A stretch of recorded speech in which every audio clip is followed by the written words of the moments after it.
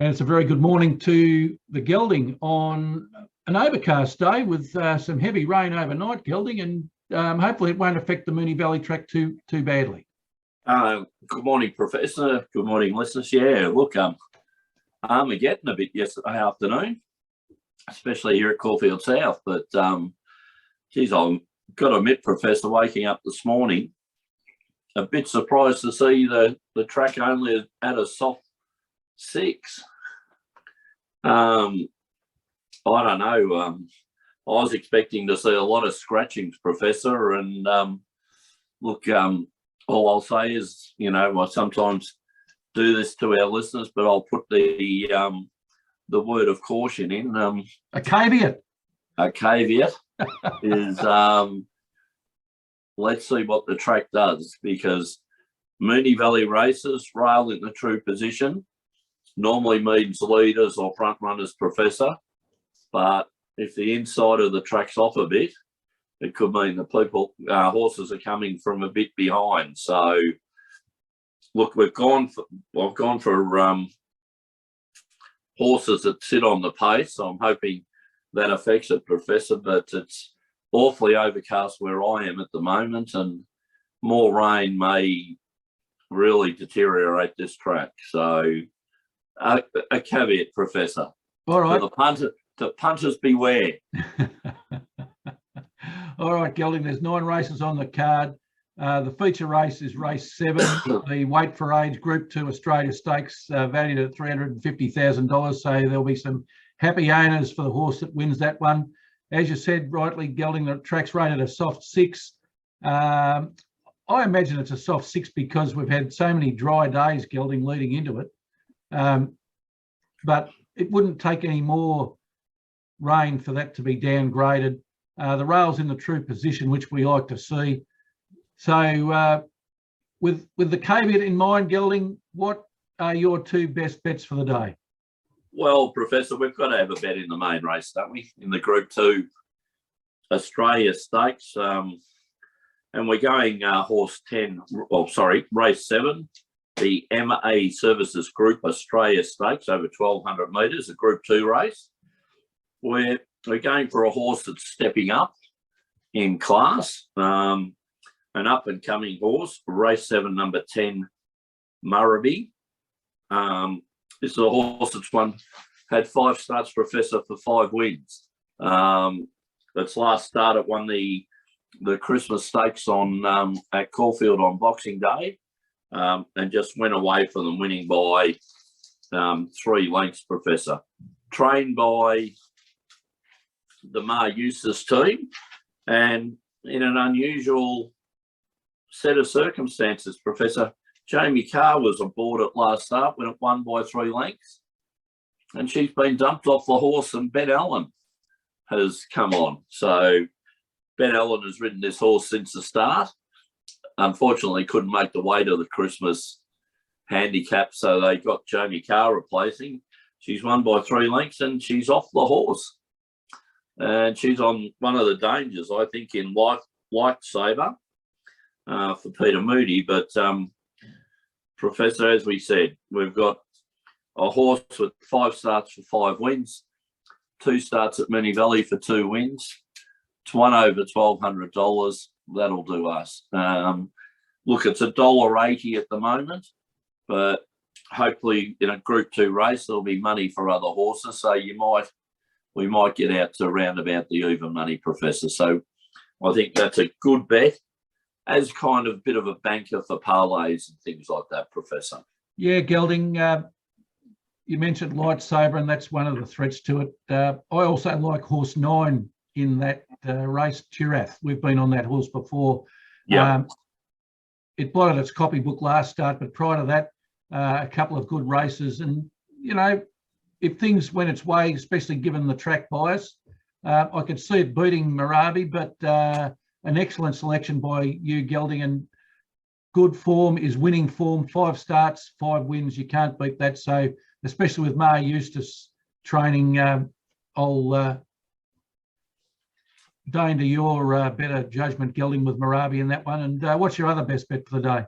Oh, Professor, one we both like, and a horse that we've been following, and we think this horse has got a bit of a future. Race 5, number 1, Finance Tycoon, Professor.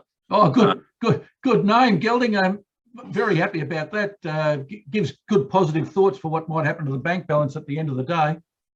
Yes, or could that be Finance Tycoon, aka the Professor? Very nice. Anyway, Professor, look, it's a horse we've followed from a 2-year-old trained by Danny O'Brien, now a 3-year-old written Tycoon, 7 starts, 3 wins and a second, prize money of 800,000 in 7 starts. Professor, you'd be happy with that as an owner, wouldn't you? Over $100,000 every time it has a run. Oh, exceptional, Gelding, and something that you and I would have enjoyed in days gone by when we've owned horses together. Exactly, Professor. A horse that ran 4th in the Blue Diamond to Audacious and Integrating, and Animo, who is racing in Sydney, and I think will become one of my new favourite horses, Animo. Don't know whether it's quite taken the place of Very Elegant yet, Professor, but it'll be one that's up there. But Finance Tycoon, first up for Danny O'Brien. Hasn't won first up, Professor. That's the worry. But it's had 2 starts first up. One of those was a second. So, and the other one was a 4th in the Group 1 Blue Diamond. So, that's pretty good first up form, Professor, for a 1,200 metre race, which is a stakes race, but well down on that type of form. So my tips, Professor: race 5, number 1, Finance Tycoon, into race 7, number 10, Marabi. Now, what do you like, Professor? Yeah, Gelding, I'm going a little bit earlier than you.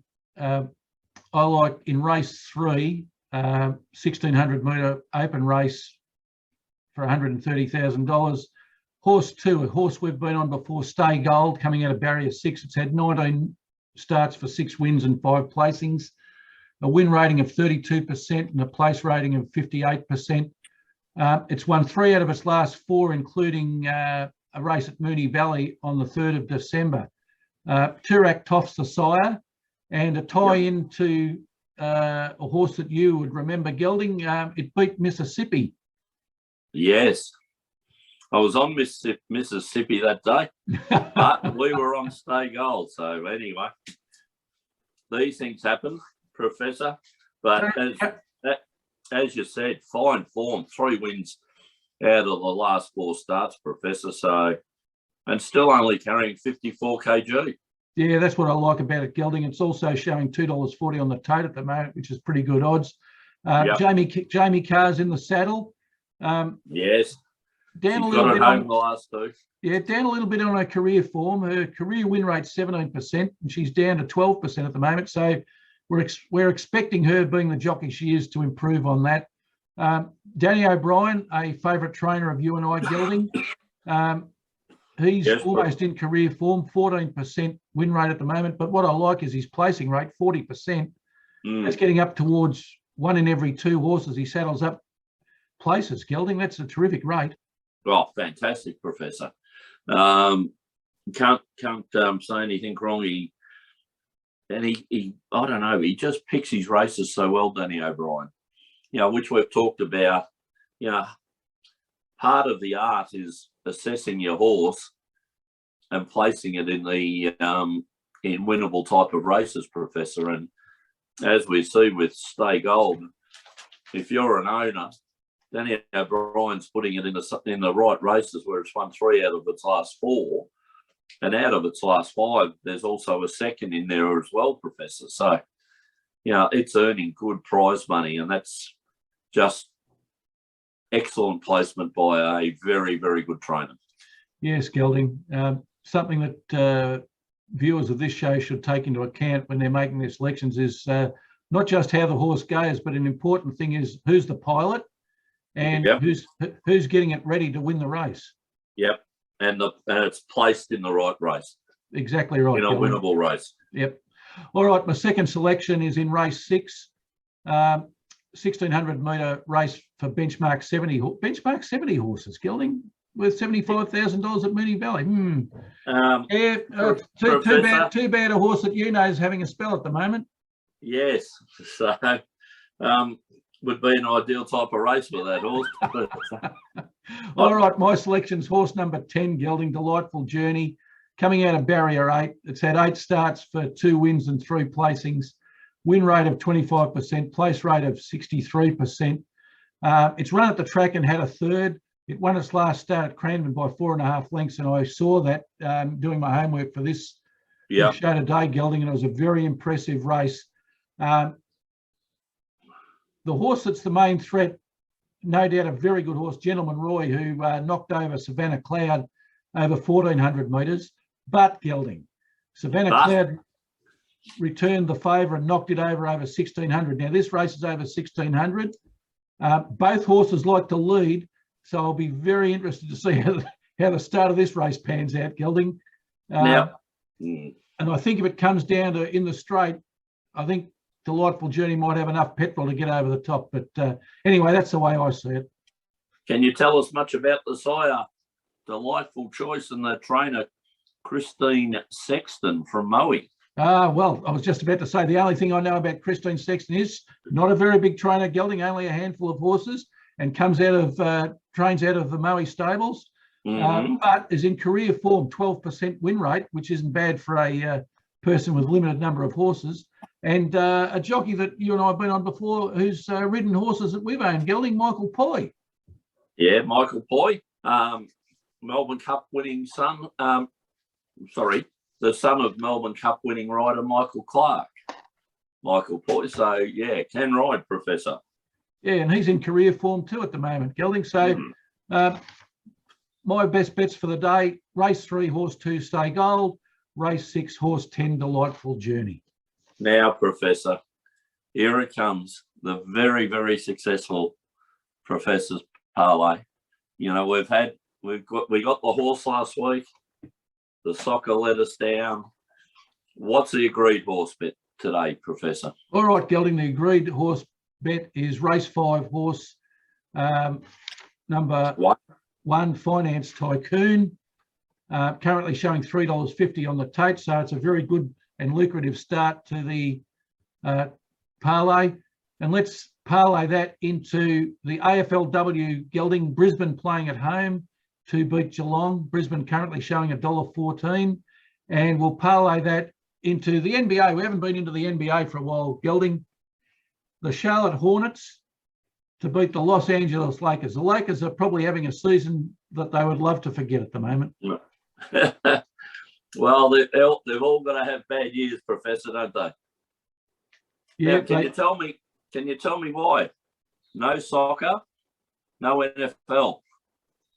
Well, the game that I was thinking of betting on, the betting's been suspended in that one, the Kansas City Chiefs and the Cincinnati Bengals. And I haven't been able to find out why betting's been suspended on the Bengals.